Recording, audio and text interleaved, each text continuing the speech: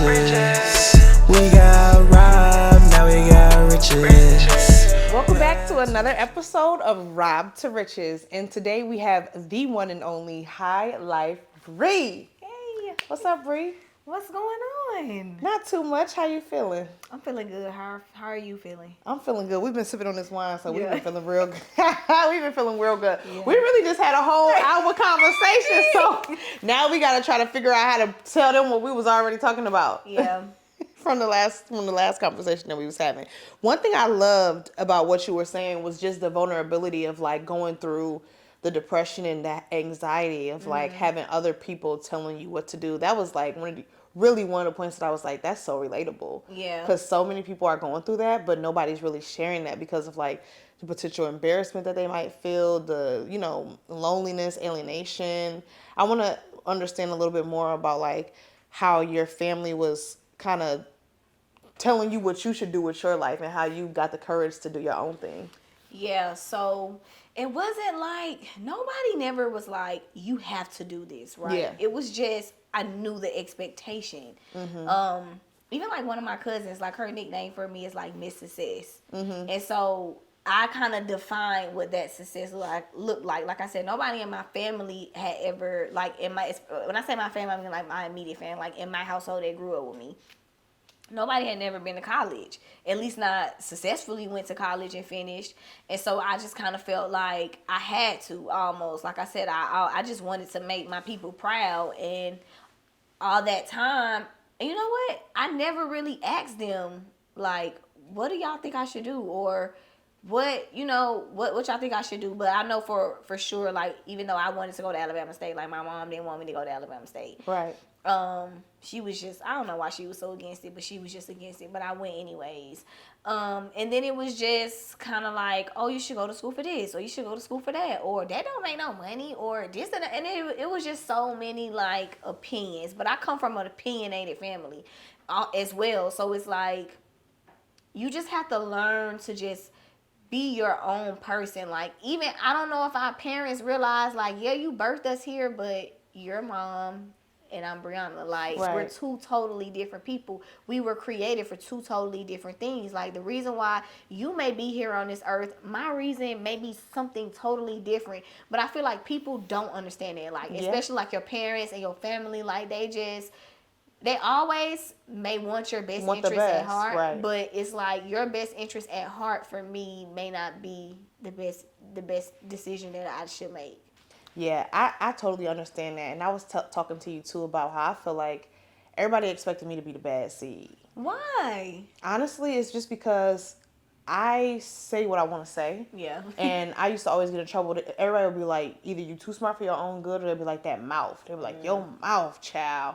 And see, I never deemed myself as like talking back or being disrespectful, but I definitely had questions. Like, and I'm going to ask because I'm the type of kid where you got to explain stuff to me, and I'm still that same adult. Me too. I'm not rocking with just anything. If it don't make sense, I'm not doing it. Yeah. So, yes, you got to sit down and break it down to me. You can't tell me, go clean your room. Why do I need to clean my room right now? Like, I want to know. Like, what does that do for me? How does that help me? Yeah. Because I feel like even as me being a mentor, I love it because it helps me be able to explain things to people. Like, okay, you're doing this because this is going to get you that. And if you get that, then these things open up. I can really break it down to people how I used to want it broken down for myself. Yeah. You know what I'm saying? And that's just become like part of who I am. But I definitely think that nobody was expecting me to be this. Yeah. And that was hurtful for me, honestly. Really? Yeah. And it can be. Honest, I still feel like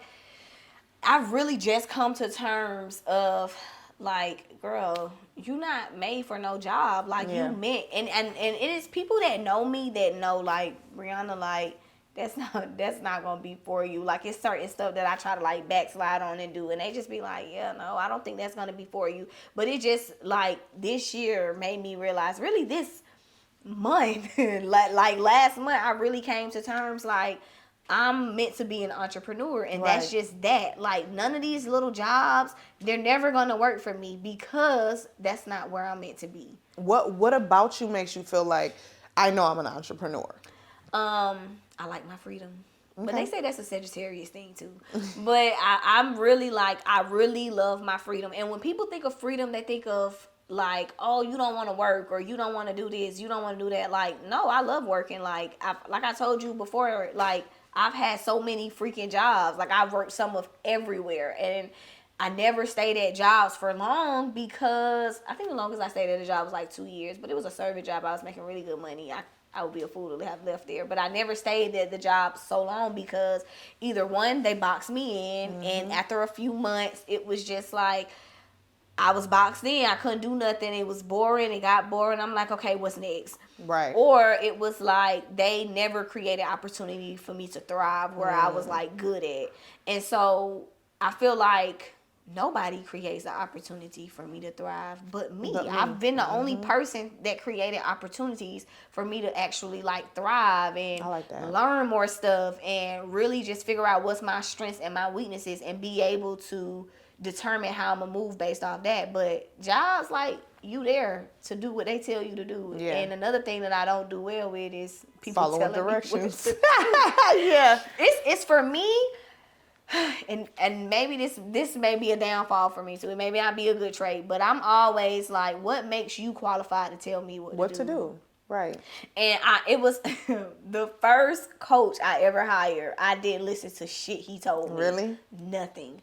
And he was like, I asked him, I'm like, do you feel like I don't? And it was funny because he actually was my friend from college. Like, we went to college together. We used to work together and stuff like that. I was like, do you feel like I don't listen? He was like, absolutely. I was like, wow, that's crazy. But I didn't feel like anything that he said was valuable enough to listen to. No. Why did you hire him?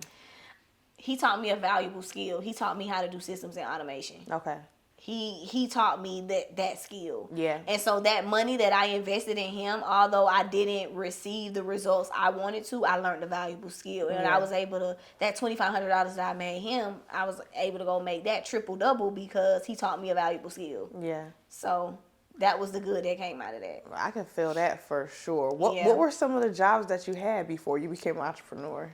I worked at a daycare. I worked at a lot of daycares. I remember daycare. Because I only worked at daycares because I was in school to be a teacher. So I kind of wanted to get that feel. I worked at daycares. My first job ever was Popeyes when I was in high school. And I loved that job. Did you? Honestly, before I started working there, I did not know the difference between a breast and a thigh. And I used to get in trouble at work all the time. Wait, the breast is the bit piece. Yes, but I never knew that. Okay. I never knew anything about chicken, for real. And so it was like, I used to get in trouble all the time at that job because people used to order breasts, and the breasts were way more money, like $2 more than a thigh, but I would always get them a thigh. And they would come in like, she gave me the wrong chicken. And I was like, my manager used to really get on me. So I worked there. I worked at daycares. I even worked at a cupcake shop. I worked at a pizza joint, like making pizzas from scratch. I've worked at like hookah lounges. I worked in restaurants as like a server and a bartender. I worked some of everywhere. Right. But I like money. Yeah. What type of job do you feel like really trained you to become an entrepreneur the most? Serving, for sure. Hey, thank you so much for tuning into this episode of Rob to Riches. If you are looking to repair your credit and get your credit in the position so that you can obtain more funding to grow your business, you guys can join my personal credit repair program, and you can join for 50% off using the code BANKS at checkout. I'm happy to help you guys remove any negative items, repos, collections, late payments, inquiries, anything negative that is hurting your credit score. Make sure to check out the link in the description box to join the Pink Print Repair Program for 50% off right now. Because the serving industry is so tough. It's like, see, what I'm always big on is integrity. Like, I'm always big on integrity, and I'm always big on self-respect. Like, I was just, even like when I was in high school and stuff like that, like, it was just stuff that guys knew. Like, people would tell them, like, oh shit, you ain't even finna get that past Brianna, or you not even finna. People knew that, and it was because I had older brothers that did not play. I have one older brother, but all my brother friends was my brothers. Right. And so it was like, it was just a certain way that I would move. But when I started in the club and like working as a server and stuff like that, I realized that all the girls, like, their game to getting money was wearing raunchy clothes.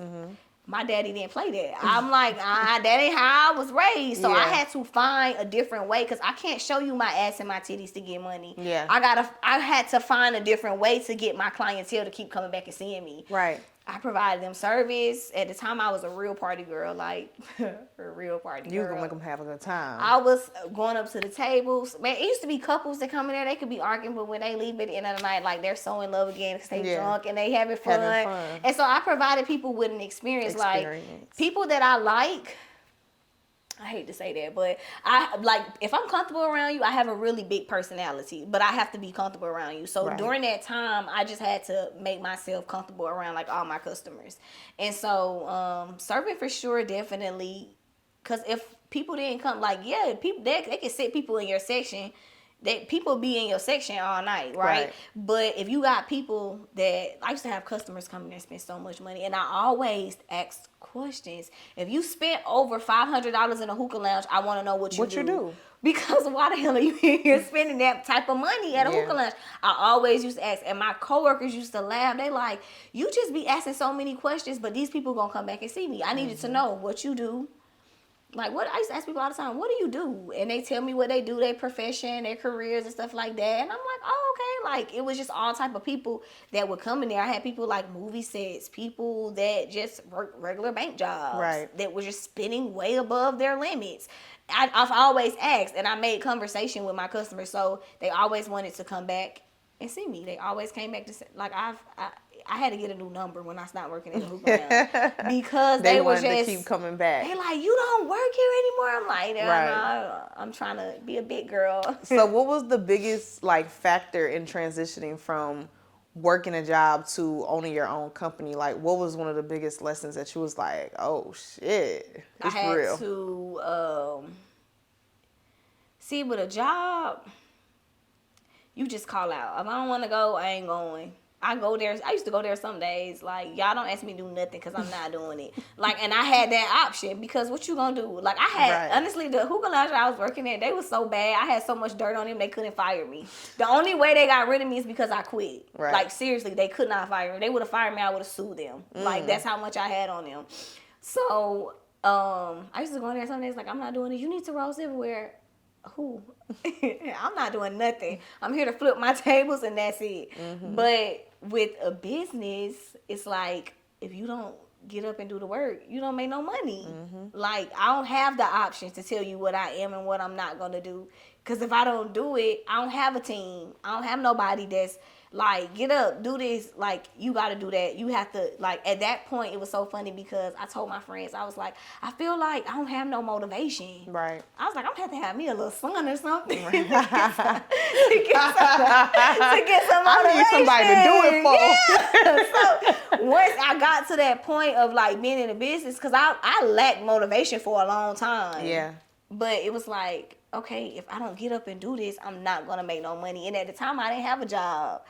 It was just like I gotta get this money. Like, and so I think that's what it is. I had to become my own motivation. Yeah, that's true though. I feel like a lot of new entrepreneurs don't really take into account like what it really takes to get up and do it every day. And especially, you've been running your business since, what, 2020 you said? I started in 2020. Yeah, so 3 years, having motivation and being consistent, like, people don't be understanding what that type of energy takes. And not only be consistent, but also, like, grow to get to a new level. Yeah, I think, honestly, so many people start businesses and they not starting businesses. They starting side hustles. And they don't even realize like it's a hustle. Because when I started my marketing agency, it was a hustle. It grew into a business. I became like, I started out as a hustler, but I became at the end of that 3 years when I decided to end I was a businesswoman. So it's like, I look at it so much different now. Like, I see people that's just like, even with an LLC, like I told my sister just started a business. I'm like, bro, you're not even making enough money for no LLC. Like, if you really want to be straight up, like, I feel like people just jump and go get an LLC. Like, yep, I'm starting this new venture. Like, once you get that LLC, you on paper. Like, you got to understand at that point, you're on paper. They're going to be watching you. I tell people all the time, and this may be bad advice, make as much side hustle money as you can until you learn and develop skills to become a business owner.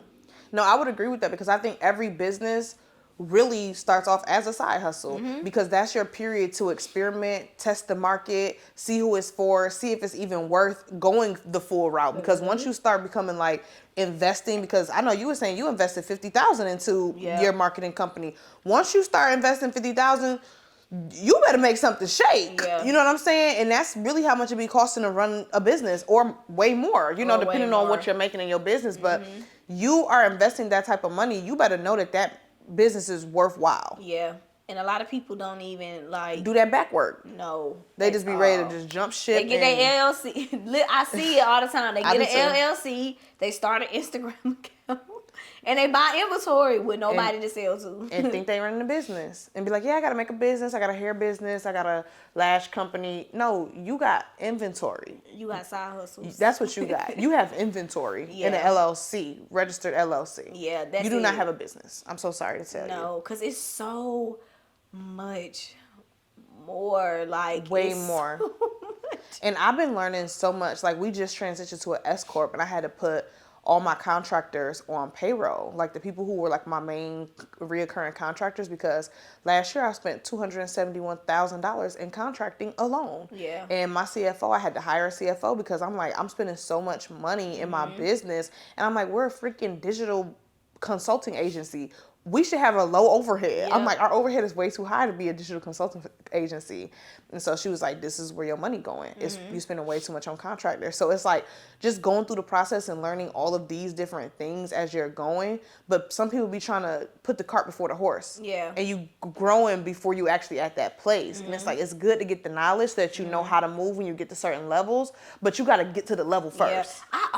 I always laugh. And Stormi, I'm not gonna lie, I was telling one of my friends, I said, people be in Stormi class learning how to flip houses and ain't got no damn money.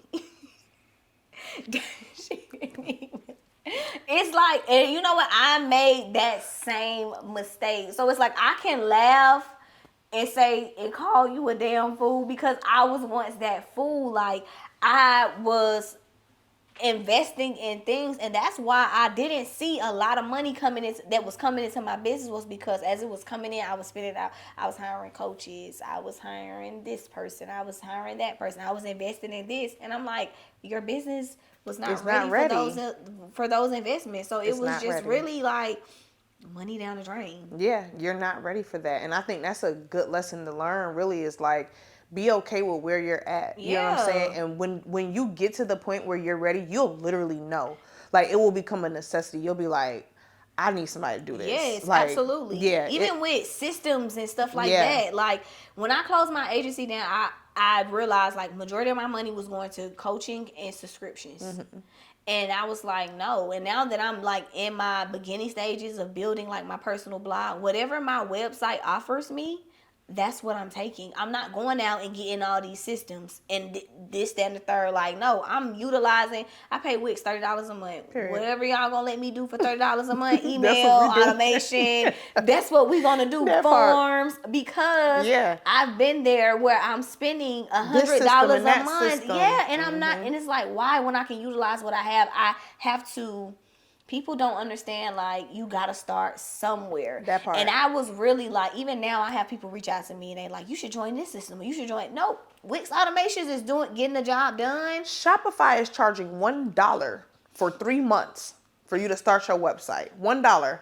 They have email marketing. They have free apps on the back end. They have text message systems, forms, pop-ups, a fully automated website that you can make thousands of dollars on for $1. Yeah. And people are telling me they don't know where to start. And they don't know how to do this. And they don't know how to do that. I'm like, Shopify literally has a whole call center. Shopify literally has a whole YouTube page. If you really wanted it, you would figure it out. And that's what I feel like is the grit of a true entrepreneur, is that no matter what the circumstances, you are going to find your way and you are going to figure it out. Yeah. Even like with me, like, I'm an expert at what I do. Like even like I just said, like, I learned systems and automations one time. I can go into any back end and set up systems and automations because it may look different, but it's all the same. So what I realized is, like, people are just like lazy. And a lot of people and I learned this just from having a marketing agency and working with people. People lack common sense. And I used to get so mad, but I'm like, you know what? It's not your fault. Like, I don't know how you were raised, what you was brought up with, but people lack the common sense.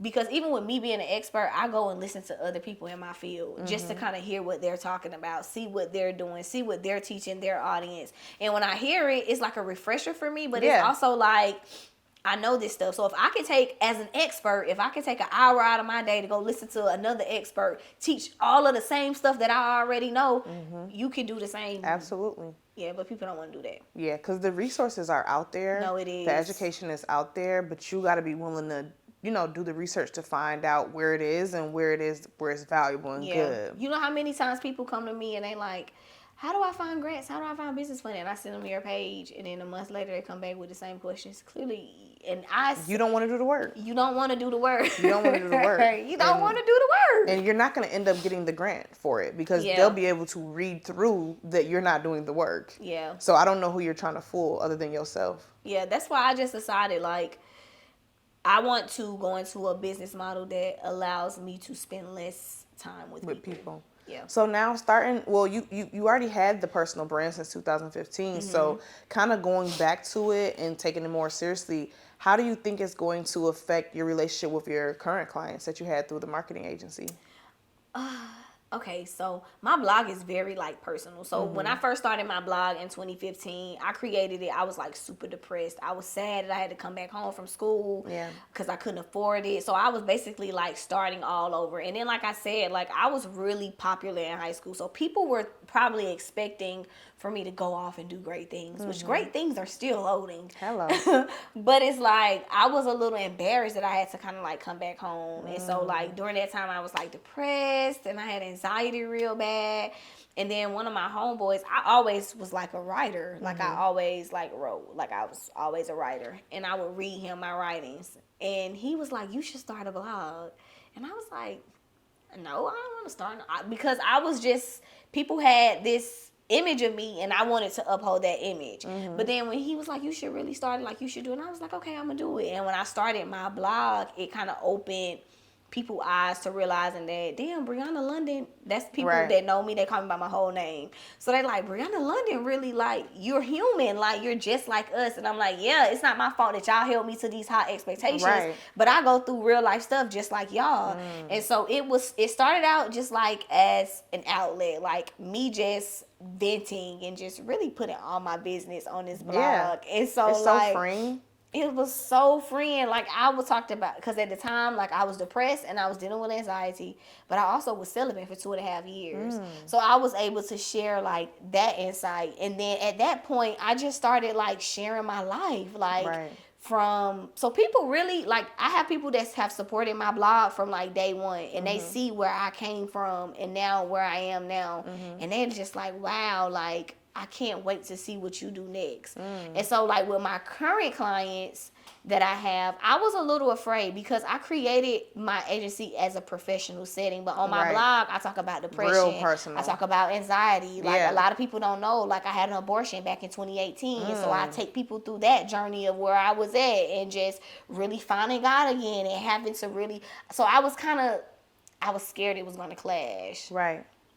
But it didn't. They love it. Yeah. They love it. They love me. I agree with that, Bri, because I think that vulnerability and authenticity is what really brings the roots, you know, to the relationship between business and, client. They really start to believe in something, and they believe like your why, and they understand what they're doing with you instead of just what you're doing, what they're doing for you or what you're doing for them. And I think it's important. For me personally, I think it's important to have that transparency in business. Like take them on the journey. Why not? Yeah. But then again, like I said, if you want to create a professional setting, sometimes that can kind of like run people off. But I always am really big on like who I am and what I've been through. It doesn't define my skill. Like just because I had an abortion don't take away from me being good as fuck at funnels and ads. Like that doesn't take it away. And if you can look at me from my story and you can judge me and decide that you don't want to work for me, that's not a relationship that I want to have anyway. I'm not for you. And I feel like people that want to coat, oh, I'm being professional. Yeah. It's really kind of like I'm not being real. Myself, to yeah. me. You know what I'm saying? Like that's like an alter ego that you use Yeah. to operate in the world and hide the things that you're really going through. Yeah. I'm not hiding. Yeah. You know what I'm saying? I started my business for the freedom. Like you said, like I started my business so I could be free and I could be myself. And if I gotta come to you and be like, hello, Mrs. Bri London, Yeah. welcome to the show. Yeah. I'm not being me. I want to be able to chill and talk and be real and be open. Like Yeah. that's what I enjoy to do on a day-to-day basis. So if I had to start a business where I can't even be myself, what was the point? Yeah. And that's how I kind of felt like when I was working like professional jobs. I would go in there, and it's so funny because I have like this professional voice that I can put on, and it's so good. But then I leave, I'm like, oh, I'm so glad they fucking gone. You like be I tired. felt like I had, it's like wearing a mask every Mm-hmm. single day. But then when I started, like, I don't know, but like for me, I was not brought up in diversity. Like my neighborhood was black, my schools were black, everybody around has been black. Mm-hmm. And I just came to the realization, like I was talking to my mentor and I was telling her, like, not necessarily saying that when I'm around other cultures I'm intimidated. I just feel like I can't be myself. And so I was telling her, like, I don't like the fact that every time I'm around somebody white, I put on this facade. Hello. So I wouldn't be viewed as, but really, like, I'm probably the smartest nigga in the room. Like, just being real, like, just being honest. And I realized, like, when I was searching for jobs, like marketing jobs and stuff like that, like, I realized that they were always picking the people that was good on paper. They was always picking the people that was good on paper. But I knew for a fact, like, I was more knowledgeable. I had way more, real life experience. Not corporate experience, but real life experience.